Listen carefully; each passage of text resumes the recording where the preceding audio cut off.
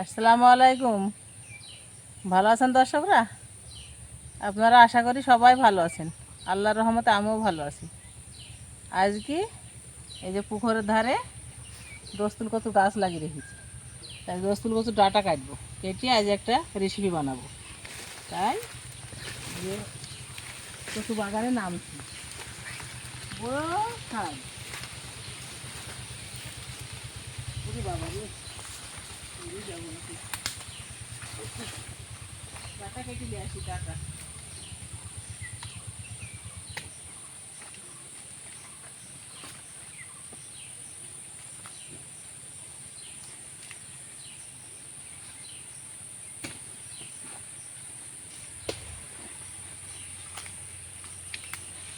এই যে ডাঁটা কাটা হয়ে গেছে, এদের আমি পুকুরে উঠি চলে আসছি। এটা পুকুর, একটু খরা তো তাই পানি নেই। পুকুরের ধার দিয়ে এই কচুর গাছ লাগিয়ে রেখেছি, সুন্দর সুন্দর ডাঁটা। এই যেগুলো ডাঁটা, এগুলো শাক, মাছের কান্দি রান্না হয় শাক।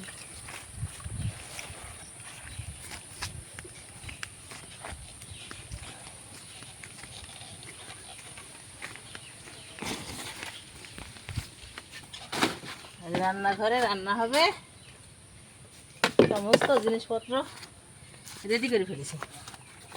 এই যে এই আলু দিই আর এই ডাঁটা দিয়ে একটা রেসিপি বানাবো।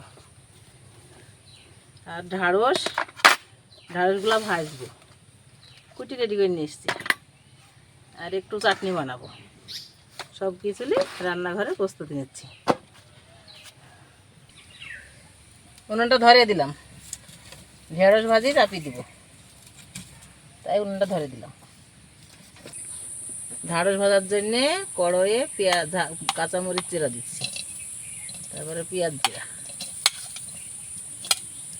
এবার সরিষার তেল দিব।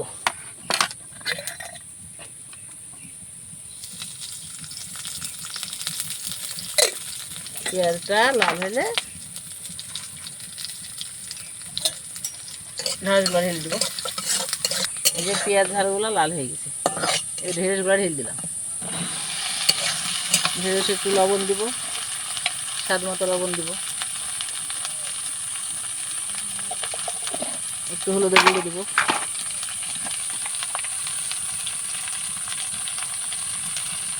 কালার মতো হলুদের গুঁড়োটা দিয়ে দিলাম। লাগা দিয়ে দিলাম, নেড়ে হলুদ লবণ মিশিয়ে নিলাম, ঢাকা দিয়ে দিলাম। দোস্তুলের ডাঁটাগুলা ছিলবো না, গোটা গোটা ডাঁটা ফেড়ে নিলাম। এই যে এত বড় বড় করে কেটে নিলাম, ছিলতে হবে না,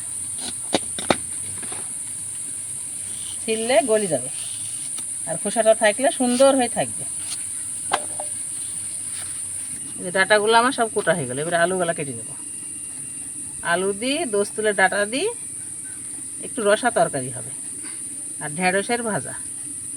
আর সোনা ভানু কিচেনে দুটো রেসিপি হবে। আপনারা ভিডিওটা দেখতে থাকুন কিভাবে কুটা কাটা হচ্ছে। সহজ পদ্ধতি রান্না হবে, আপনারা দেখলেও পারবেন। এইভাবে রান্না করে খেয়ে দেখবেন, খুব স্বাদ, খুব টেস্টি। এই যে আলুগুলো দেখুন চিকন চিকন করে কেটে নিলাম। এই যে ঢাকনাটা তুলে নিলাম, ঢেঁড়সগুলা এই যে আঠা আঠা হয়ে ছেড়ে ছেড়ে যাচ্ছে, এই নেড়ে দিলাম, একটু হলেই ভাজা হয়ে যাবে। আর তরকারিটা কাটা আমার তরকারি কাটা হয়ে গেছে, আলু আর দোস্তুলের ডাঁটা। আর দেখছেন তো কত সুন্দর সুন্দর কচি কচি পাতা, এইগুলা একদম রেসিপি তৈরি করবো, শাক তৈরি করবো। আমার ঢেঁড়সটা একটু লাচড়া ফেলবো। ও সুন্দর ভাজা হয়ে গেছে, লাল লাল হয়ে গেছে, ঢেলে ফেলবো। রান্না হয়ে গেছে, সুন্দর ভাজা হয়ে গেছে। এই যে ঢেলে নিলাম, একটা একটা হয়ে ছেড়ে ছেড়ে গেছে, বিচিগুলা লাল লাল হয়ে গেছে। ঢেঁড়স ভাজাটা ঢেলে দিলাম, একটা রেসিপি হয়ে গেল। আর একটা রেসিপি তৈরি করে শুরু করলাম। তেল দিলাম কড়াই সরিষার, এবার আলুগুলা দিয়ে দেবো, ভাজবো, সুন্দর করে ভেজে নেবো। এই যে আলুগুলা দিয়ে দেবো, আলুগুলা দিয়ে দেবো, একটু হলুদ দেবো, একটু লবণ দেবো, দিয়ে ভাজবো। একটু লবণ দিলাম আর একটু হলুদ, নাড়াচাড়া করে নিলাম।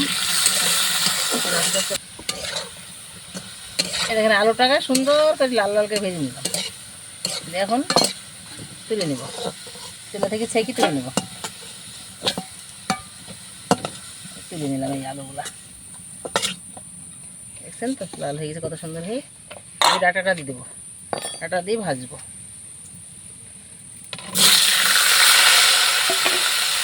ডাটাটাকে ভেজে নেব, খুব সহজ পদ্ধতিতে রান্না, আপনারা চেষ্টা করলে রান্না করতে পারবেন। আমাদের তো বাড়িতে তৈরি, আমাদের তো কিনা কাটা না। আপনাদের বাড়িতে আছে কি জানি না, না থাকলে কিনে রান্না করে দেখবেন কেমন হয়। ডাটাটা ঢাকবে না, ডাটা এমনি ভাজবে। ডাটাটা ঢেকে দিলে সিদ্ধ হয়ে যাবে, গলে যাবে। ওলা শুকনো শুকনো হয়ে ভাজা হয়ে গেছে, দেখছেন তো গাগুলো জড়া জড়া হয়ে গেছে। এই ডাটাগুলো ঢেলে দেবো, আলুর সঙ্গে ঢেলে দেবো। এবার ঢেলে দেবো। এবার কড়াইয়ে ঝাল জিরা আর পেঁয়াজ কুচি আর রসুন ছাঁচা, এই যে রসুন এইগুলো এক জায়গায় করি, আবার লাল করি তেলটা পুড়ে নেব। এই বাগারে মশলা ঢেলে দিব, জিরের গুঁড়ো, হলুদ, লবণ এইসব দিই। আবার ওটা কষিয়ে রান্না করব। যে জিরি মশলা আদা টাদা বাতাসা একসঙ্গে করে দিয়ে দিলাম। হলুদের গুঁড়ো দিয়ে কালার করার জন্যে।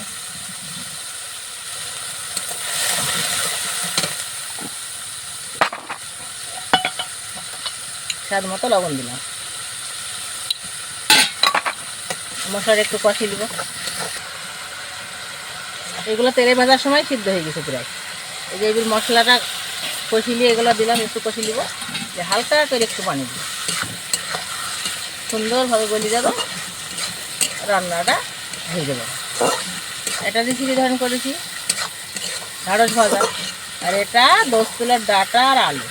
ভিডিওটা সবাই দেখতে থাকেন, লাইক শেয়ার কমেন্ট করবেন,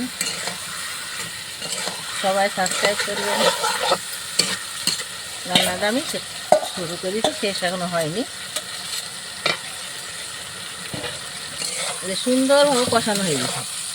এবার একটু পানি দিয়ে দিলাম। আপনাদের বললাম না একটু সিদ্ধ হবে, হালকা ঝোল থাকবে, সেজন্য এই পানিটুকু দিলাম।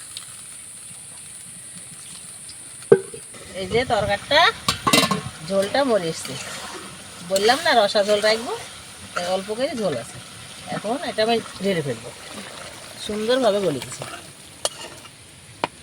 দেখছেন তো মাছের মতো লম্বা লম্বা হয়ে প্রচুর ডাটাগুলো আছে, দোস্তুলের ডাটা সুন্দর লাগছে। একটু জিরে ভাজা দিয়ে দিই, জিরে ভাজা দিলে তরকারিটা সেন্ট বেরোয়। জিরে ভাজা দিয়ে দিলাম।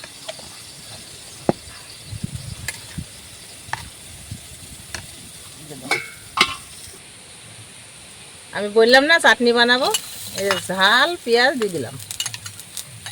ঝালগুলা কুচি কুচি কেটেছি, ছোটো ছোটো কেটে, পেঁয়াজগুলা কেটেছি, একটু তেল দিব, দিয়ে চাটনি বানাবো।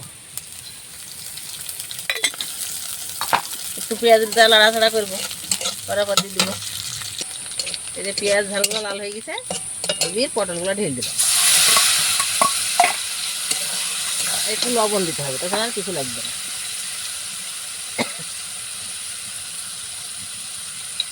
স্বাদ মতো লবণ দিয়ে দিলাম।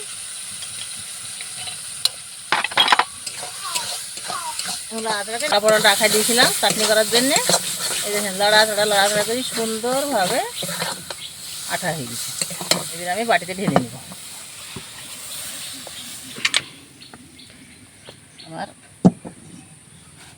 সুধা ভালো রান্নাঘরে সব রেসিপি তৈরি হয়ে গেল। এটা পাকা পটলের চাটনি, আর এটা দোস্তুলের ডাটা দিয়ে আলু দিয়ে রসা ঝোল, আর এটা ঢ্যাঁড়স ভাজি। ভিডিওটা আপনারা সবাই দেখেন আর লাইক শেয়ার কমেন্ট করেন।